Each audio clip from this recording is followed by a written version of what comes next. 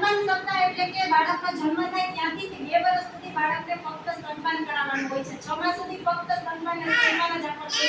ગર્ભવતી દૂધ પ્રવાહી કશું આપવાનું હોતું નથી. જ્યારે બાળક 6 મહિના પૂરા થાય ત્યાર પછી અમે અન્નપ્રાશન કરાવીએ છીએ. અન્નપ્રાશન કર્યા પછી બાળકને સ્તનપાન સાથે સાથે ઉપરી આહાર આપવામાં આવે છે.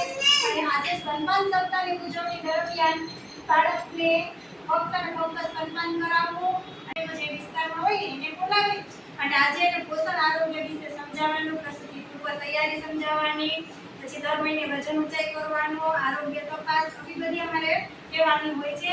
અને ત્યારબાદ સગર્ભા બહેનોને માતૃશક્તિના 4 પેકેટ આપવામાં આવે છે અને જેના સરસ મજાની વાનગી બધી બને છે.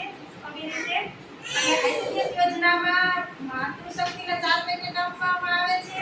ત્યારબાદ એમએમવાય નું ફોર્મ ભરવામાં આવે છે. નોંધણી થાય કે પછી તમારે એમએમવાય એમાં છે ને મુખ્યમંત્રી માતૃશક્તિ યોજના એમાં 2 કિલો ચણા, 1 લીટર તેલ અને 1 કિલો તુવેર દાળ આપવામાં આવે છે. એ જ્યારે સ્ટોક આવે ત્યારે અમે આપીએ છીએ.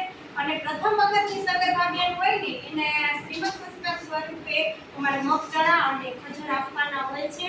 જે પ્રથમ લાભાર્થી છે અમારા સંગીતા બેન રમેશભાઈ સાકર એમને આપીએ છીએ. જેમ ઘરે આપણે શ્રીમદ સંસ્કાર કરીએ છીએ એવી જ રીતે તમારે બાળકને એમને કે વંશવેલો આપણે વધે અને સગર્ભા અવસ્થા દરમિયાન સંસ્કાર સ્વરૂપે આપણે શ્રીમદ સંસ્કાર કરીએ એમ અમારા આંગણવાડીમાં પણ તમારું બાળક તંદુરસ્ત અને સ્વચ્છ આવે એ માટે અમે અત્યારથી તમને પ્રોત્સાહન રૂપે આપીએ છીએ.